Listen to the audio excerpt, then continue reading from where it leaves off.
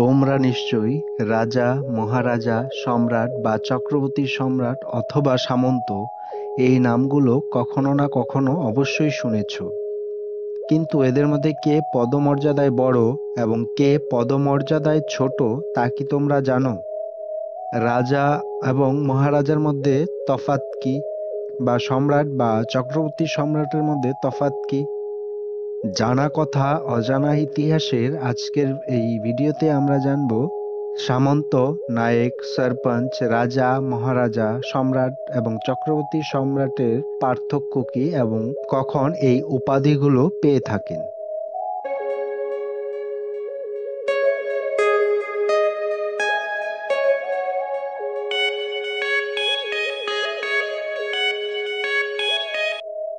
একটি গ্রামের প্রধান তাকে বলা হয় সরপঞ্চ। এই সরপঞ্চকে অনেক রাজ্যেই পঞ্চায়েত প্রধান বা পঞ্চায়েত সভাপতি বলা হয়ে থাকে। সরপঞ্চ আসলে 5 জন মিলে তৈরি হতো। এই 5 জন 5 সমুদায়ের লোক থাকতো, অর্থাৎ একটি গ্রামের যে প্রধান সেই হলো সরপঞ্চ। একইভাবে 10টি গ্রামের শাসনকর্তাকে বলা হয় নায়েক। আবার সংখ্যাটা বাড়তে বাড়তে যখন 100 হয়, অর্থাৎ 100টি গ্রামের শাসনভার যার হাতে নিযুক্ত থাকে তাকে বলা হয় সামন্ত। 1000টি গ্রাম যদি একজনের অধীনে থাকে সেই ব্যক্তিকে বলা হতো রাজা। প্রাচীন ভারতে এইভাবেই ব্যবস্থাটা ন্যস্ত ছিল। রাজার উপরে ছিল মহারাজা। একজন মহারাজার অধীনে 10,000 গ্রাম থাকত এবং মহারাজার উপরে ছিল সম্রাট।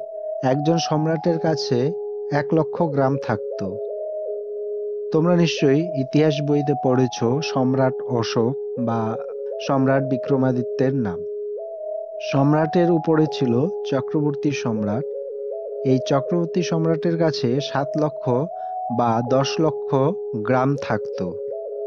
প্রাচীন ভারতে এইভাবে বিচারভার ন্যস্ত থাকত ক্রমানুসারে, যার ফলে প্রাচীন ভারতে সুশাসন প্রতিষ্ঠিত করা সম্ভব হয়েছিল।